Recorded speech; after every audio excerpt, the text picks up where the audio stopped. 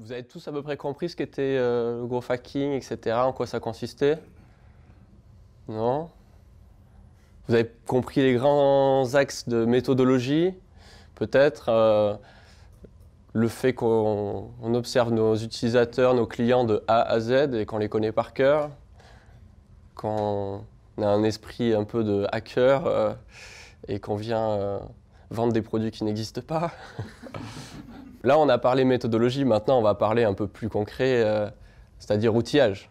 Et ça va peut-être vous faire un grand bond en avant dans la compréhension de ce que c'est. Ok, c'est parti. Donc je vais laisser la main sur Apple parce qu'on commence avec ça. Est-ce qu'il y en a qui font... Alors déjà, qui est-ce qui est en start-up ici ou qui travaille dans le numérique en règle générale? Ouais, une majorité. Ou qui sait qui veut vendre son produit, quoi. Qui est-ce qui a un produit à vendre sur Internet? Ok. Qui est-ce qui utilise Facebook? Quand je dis Facebook, c'est on va dire la suite Facebook. Dans le sens large, c'est Facebook, c'est Insta, c'est WhatsApp, et plus particulièrement la plateforme Facebook. On croit parfois à tort que Facebook c'est vraiment destiné à du B2C. C'est vrai que c'est destiné à du B2C, ça marche très bien en B2C. Clairement, 90% des gens qui ont Internet sont sur Facebook.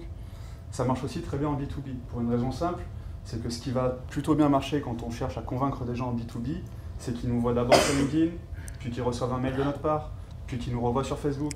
En fait, on va essayer de marteler un petit peu un message marketing à cette cible B2B, et c'est le fait qu'elle nous voit sur différentes plateformes qui va faire que le moment venu, elle va prendre la décision d'accepter un rendez-vous, d'accepter un rendez-vous téléphonique, etc.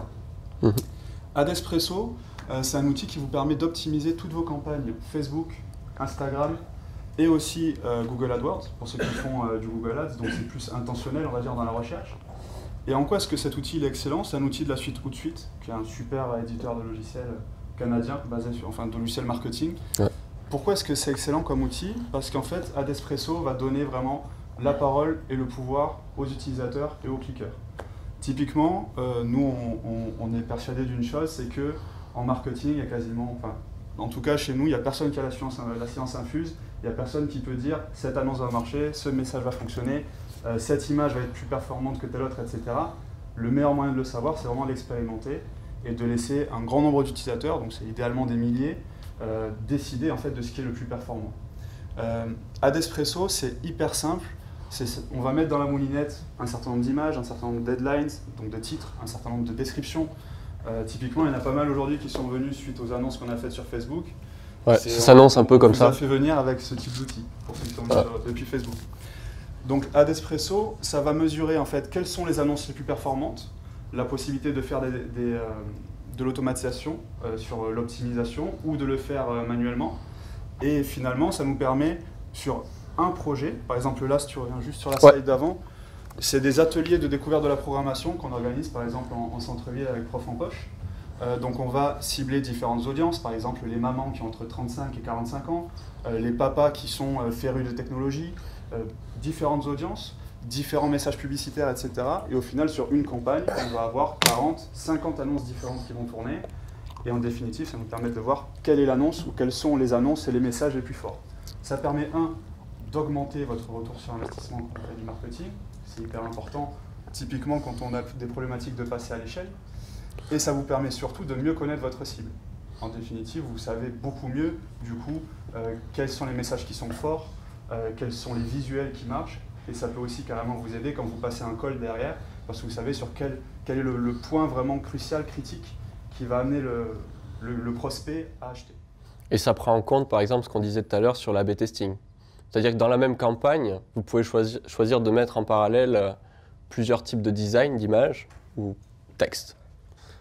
Donc ça vous permet, ça vous sort les analytics directement en 2 clics. Tous les formats publicitaires de Facebook, c'est-à-dire que là, typiquement, c'est des campagnes de lead generation. Je ne sais pas s'il y en a qui connaissent le lead generation sur Facebook. C'est un format assez pratique qui permet en fait de récolter de la data de prospects directement dans Facebook. Ils n'ont pas à basculer vers un site web, ils n'ont pas à basculer vers un formulaire, on ne les amène pas ailleurs, ils restent vraiment dans Facebook, une pop-up s'ouvre et ils ont juste à valider une fois que leur numéro et leur email est bien vérifié. Donc c'est hyper fluide, il y a très peu de friction pour l'utilisateur et ça marche avec à peu près tous les formats publicitaires possibles sur Facebook, sur Instagram et sur Google Ads. Dépendamment évidemment des produits qu'on vend et de la cible à laquelle on s'adresse, on est parfois sur une poignée d'euros, voire moins, le prospect, avec email, téléphone et compagnie, ce qui fait, c'est plutôt bien. Après, c'est vrai que sur des outils comme ça, cash is king, hein. L'argent est roi, et du coup, ça demande quand même un peu d'investissement. Ouais, typiquement, ce logiciel est gratuit, je crois, les 14 premiers jours. Donc vous êtes tout à fait libre de le tester. Mais il est payant pour une centaine de dollars par mois, je crois. Et après, vous choisissez le montant que vous voulez investir dans telle ou telle campagne, par jour. Alors, on utilise plein d'autres outils, et moi, je vais vous faire une démo. Alors là, en live, on va commencer par quelque chose d'un peu fun. On va faire du Lucha, qui est juste ici. Alors, Lucha, ça permet quoi? Ça permet d'aller chercher numéro de téléphone, email d'à peu près tout le monde sur LinkedIn. Alors là, par exemple, le cher Julien, il est bien là. Hein, et regardez, donc là, ici, moi, si je veux, hein, je peux... Avec Lucha, c'est tout simplement, il y a une pop-up comme ça qui se met, donc une petite fenêtre qui s'ouvre en haut. Et là, il y a son numéro de téléphone. Je ne crois pas qu'il y ait son email, mais son email, il doit l'avoir dans le coordonnées. Par contre, son numéro de téléphone... Tu confirmes, Julie, c'est bien 06 7 quelque chose? Ah, on regarde ou pas? C'est parti, donc ça doit être ça. C'est ça. Ouais, c'est ça. Voilà. On va le faire avec d'autres gens un peu plus sympathiques, genre Carlos, comme on avait pris tout à l'heure. Bon, Carlos, il est en prison, mais on va pouvoir quand même le contacter. Donc il y a son email là, pareil, son numéro de téléphone, etc. Bon, il est plus en place lui, donc bon, évitez quand même. Et du coup, ça pose un petit problème de légalité si on a coché la case privée? Absolument pas. Pour être franc, c'est des outils qui sont de temps en temps traqués par LinkedIn, mais c'est des outils qui fonctionnent. Les informations qu'on met dans LinkedIn, à la base, c'est des informations qui sont ouvertes au public et derrière, bon, on choisit ce qui est public, pas public. Il se trouve qu'eux, ils arrivent à passer derrière. Bon, c'est comme ça. C'est quoi, c'est un abonnement que vous avez pris sur Alors, il y a 5 crédits, c'est ça, qui sont gratuits. C'est-à-dire qu'on peut faire ce clic-là 5 fois et après, il y a un abonnement. On au mois. À 1 euro le prospect, je crois. Ouais. Comme c'est extrêmement ciblé, quand on a direct numéro de téléphone. Ce qui est pas mal, en fait, 1 euro le prospect, c'est pas cher. Si on clique sur le bouton chaud parce qu'on a déterminé, enfin Lucha nous a dit j'ai bien son email, j'ai bien son numéro, que là on paye 1 euro ou 1 dollar. C'est ça. De mémoire. Donc 1 euro le prospect, c'est. Pour ceux qui font du B2B, je pense que c'est. Ah, ça, c'est un bon hack B2B. Ouais. Super hack B2B. Voilà.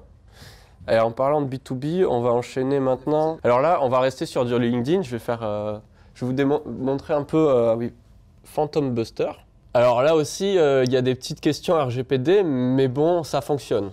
Je vais vous montrer rapidement comment envoyer, par exemple, là, on va envoyer, allez, je ne vais pas abuser, on va envoyer 50 invitations en un clic sur LinkedIn. Avec à l'intérieur notre offre à nous de Conquistador. Et on va cibler juste avant les personnes à qui on va les envoyer. Donc très rapidement, je vais mettre digital marketing dans la barre de recherche ici. Et je vais aller chercher sur Paris. Il y a beaucoup de monde à Paris, comme ça ne nous embêtera pas pour plus tard.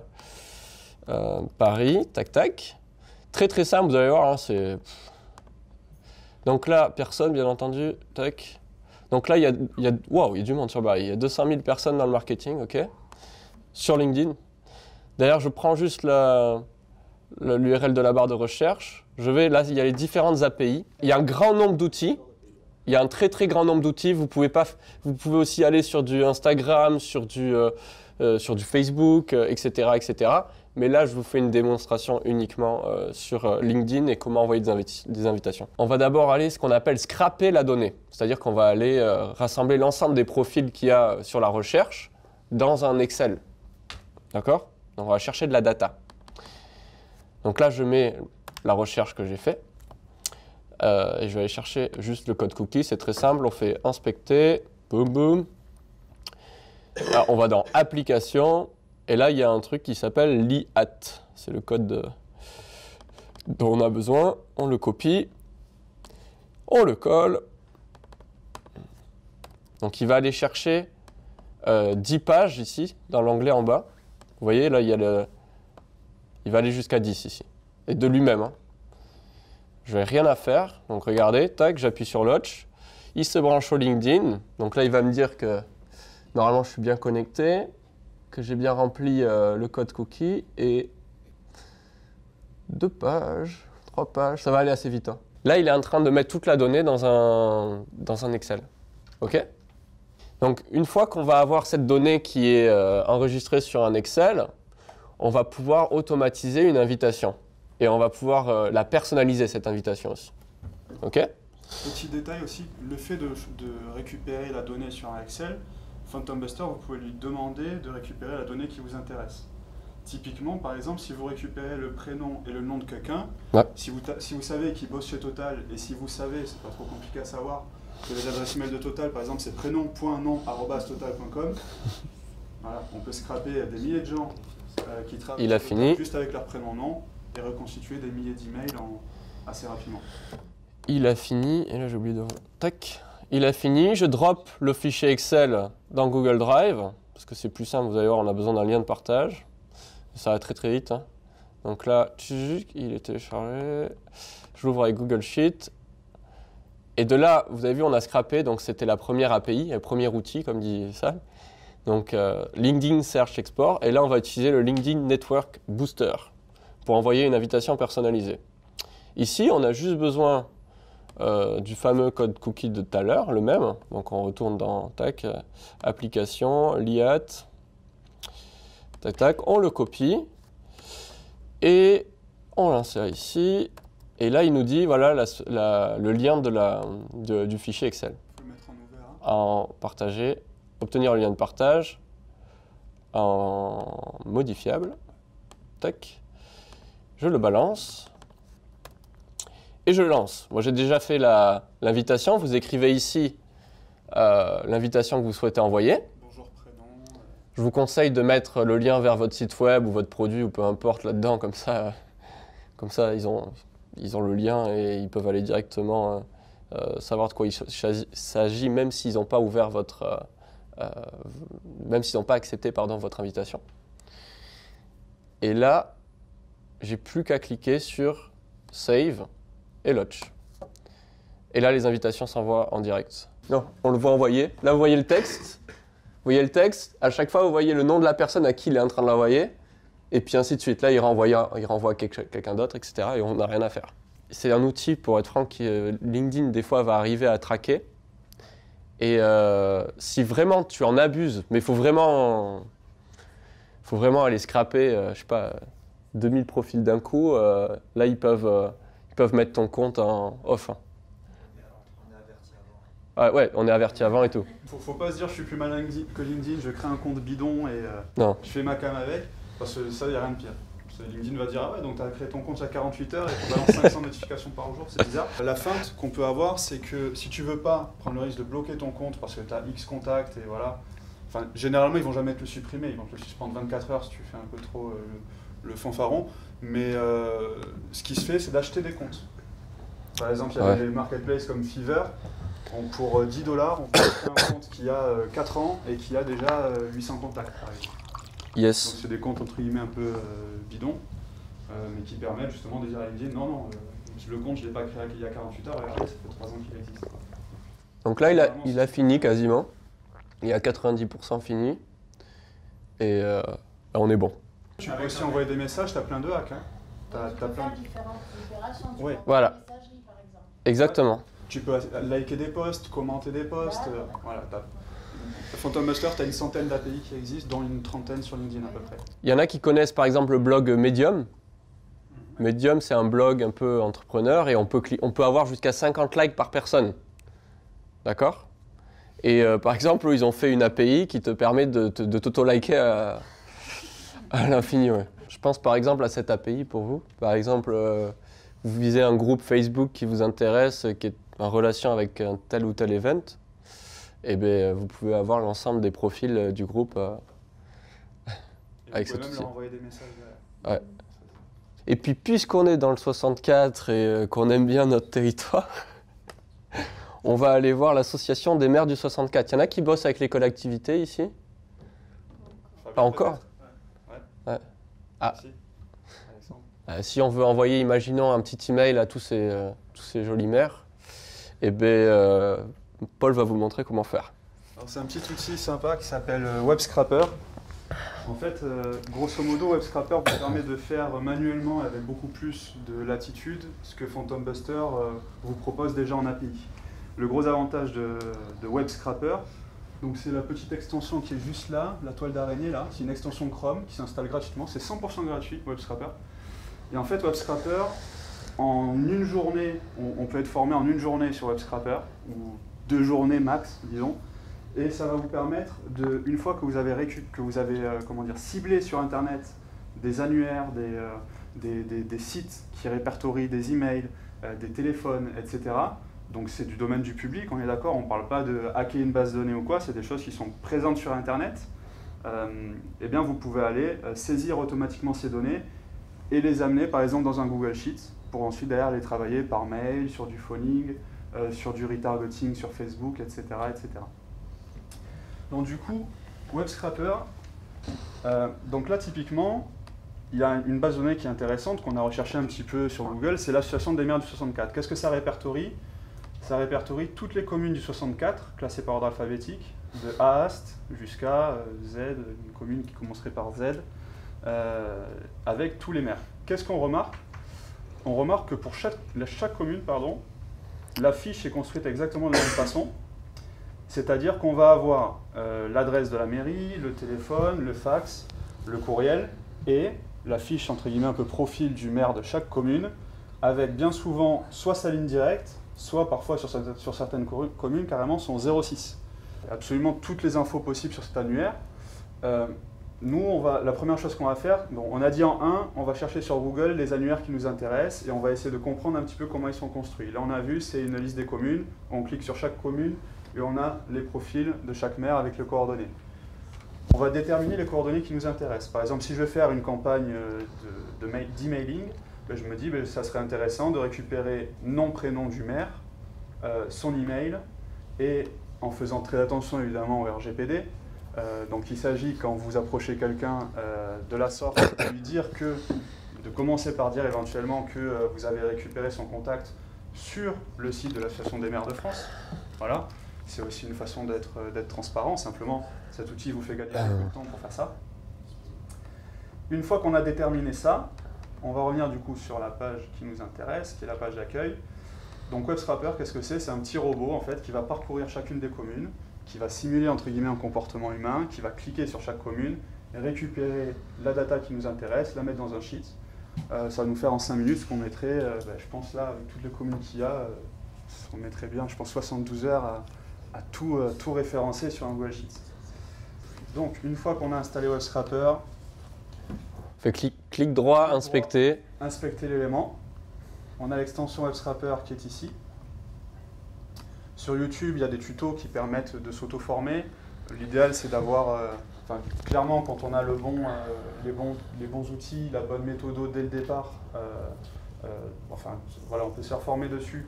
Ça permet de monter très vite en compétence sur ce sujet-là. Là, on a un petit programme de scrapping qui est déjà prédéterminé, qu'on a fait en amont. Ça se présente sous la forme d'une arborescence. Hop. Selector graph. Voilà à quoi ressemble grosso modo mon arborescence. Ça va peut-être parler plus aux devs, mais je ne vais pas trop m'étendre dessus. Mais grosso modo, on va avoir une pagination, c'est-à-dire que le robot sait qu'il va devoir cliquer sur page 2, page 3, page 4, etc. jusqu'à 38. Et que par ailleurs, sur chaque mairie, il va aller chercher par exemple le nom. Là, on a mis le nom. On pourrait aussi décider d'aller chercher l'email, le téléphone, le fax, s'il y en a qui sont encore dans les années 80. Bref. Voilà. Donc ça, c'est l'arborescence. Une fois qu'on a notre page et notre graphe qui fonctionne, parfois il faut un petit peu tâtonner, ça ne marche pas du premier coup, il faut réessayer, etc. Tout simplement, on va faire scrap. On va choisir un intervalle de temps. Ça, qu'est-ce que ça veut dire? C'est le temps que le programme va faire, par exemple, entre chaque clic sur une page. D'ordinaire, nous on met 2000 millisecondes parce que ça nous permet de rester un peu en dessous des radars d'un site web. Un truc où on mettrait, tu me charges 10 pages par seconde, le navigateur ou les alertes pourraient se déclencher. 2000 millisecondes, donc grosso modo 2 secondes pour chaque page. c'est assez correct, c'est la norme. On va lancer le scrapping. Et c'est un peu là que la magie opère. Donc dans un premier temps, là c'est pas très impressionnant, il va simplement tourner les pages. Ouais, on le voit en bas. On le voit en bas en scrollant. Ah, il va trop vite. Il va trop vite. Ouais. Donc là, il est en train de prendre la donnée page par page et vous allez voir à un moment donné les visages des maires s'afficher puisqu'il va rentrer dans le détail. Il va y avoir notre cher Bayrou qui va passer par là. Si vous voyez là les pages qui se loadent. Donc là on en est déjà à la T'arrives pas à page descendre 15, on est à la moitié grosso modo. Ouais. Donc voilà, ça c'est un super outil qui se prend en main. C'est un peu comment dire, un peu difficile entre guillemets au début. Faut être faire preuve un peu de dextérité pour la mise en place. Mais une fois que c'est lancé, on peut aller scraper un petit peu tout ce qui existe sur Internet, y compris Google. Par exemple sur Google, vous pouvez très bien faire des recherches. Par exemple des recherches du type title de point quelque chose. On va aller chercher toutes les pages qui sont référencées sur Google qui dans leur titre ont tel ou tel mot-clé. Mais on a la possibilité avec WebScraper de scraper Google carrément. Donc on se dit, il y a des milliers et des milliers de résultats sur Google. On va lancer une recherche un petit peu maligne et on va aller scraper tous les sites, tous les profils, toutes les datas qui nous intéressent. Ah, ça arrive. C'est là que la magie opère. C'est là que ça fait peur. Voilà. Et donc là, c'est assez rapide, comme vous pouvez le constater. Mais à chaque fois qu'un profil défile, là, vous les voyez défiler devant vous, et on récupère. Ah, Bayrou, c'est bon, il était là. On récupère absolument toutes les données qui sont sur ce site. Il y a un enjeu certain en amont qui est de trouver les bons annuaires. Ça se fait, il faut scruter un petit peu le web et fouiller un petit peu et comprendre comment un site est construit. Je comprends que je dois cliquer sur telle page, qu'ensuite les profils sont toujours bâtis de la même façon, etc. etc. On ne va pas lancer le scrapping jusqu'au bout. Mais voilà la data. Ouais, on va aller voir la data. Voilà. Là, on a pris un peu de données, mais on n'est pas allé au bout. On n'a pas fait les 38 pages. En quelques secondes, les profils qu'il a scrappés. Donc là, nous, on est allé récupérer, on disait, le nom du maire, la mairie. On peut aller récupérer en fait toutes les données qui sont dispo sur la page. Et on a la possibilité, de façon hyper basique, d'exporter Download, le fichier directement, format CSV. En Excel. En Excel. Et on peut par exemple connecter cet Excel, comme tout à l'heure, à Phantom Buster par exemple. Donc vous avez vu un peu l'ensemble des outils. Alors là, c'est un tout petit pourcentage. Je vous ai montré deux, trois fonctionnalités et comment on peut les utiliser. Mais il y en a bien d'autres. Après, il y en a des plus connus. Bon, il y a aussi des CRM là-dedans, un peu de tout. Mais voilà, c'est infini si on commence à les connecter. Parce que l'intérêt, c'est ça aussi. C'est ce que je disais là, notamment sur aller chercher la donnée des maires. On peut très bien automatiser différents scénarios à partir de cette donnée. OK ? Donc les outils, après avoir vu la méthode, on est passé un peu à la pratique. Là, vous avez peut-être un peu plus compris de quoi il s'agissait concrètement. Ouais. Vous avez tout compris dans nos explications outils, juste ouais, plus ou moins, c'était assez clair. Au moins, vous avez compris à quoi ça servait? Ouais. OK. Donc après, nous, on va se faire une toute petite pub. Si vous voulez nous rejoindre sur Facebook, Conquistador Entreprendre, mais surtout, il y a un Slack ici.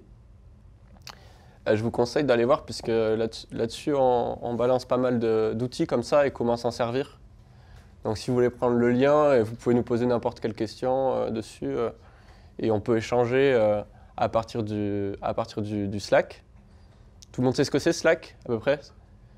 C'est un outil qui permet d'organiser son espace de travail ou d'échanger des informations. Et là, en l'occurrence, on l'a transformé en une sorte de messenger, mais avec différentes thématiques. Donc par exemple, tu as scrapping, typiquement avec ces outils-là. Il y a aussi tout ce qui va être processus d'innovation. Donc là, c'est plus des schémas de processus, etc. Il y a plein de thématiques. Et nous, au passage, donc Conquistador, comme on l'a dit au départ, on est une école de l'innovation et du digital. Et donc, on a développé un format un peu particulier pour apprendre aux gens à devenir donc, des as du digital et l'innovation, aller implémenter rapidement tous ces processus au sein de vos entreprises. Nous, on passe 5 jours sur la côte basque à vous enseigner tout ce qu'on sait et à partir de vos projets, ça c'est important. Et comme vous l'avez vu, aussi on a utilisé, à aucun moment on a utilisé du code. Parce que c'est des outils qu'on aurait pu coder nous-mêmes, mais là on a fait le choix dans notre format de formation de rester accessible au un maximum de personnes. Donc si vous voulez, on peut aller en discuter sur le buffet.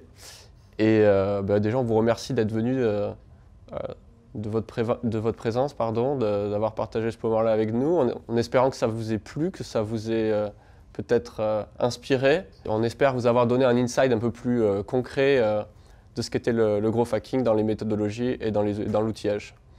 Donc s'il y en a qui veulent se renseigner encore un peu plus, on est là.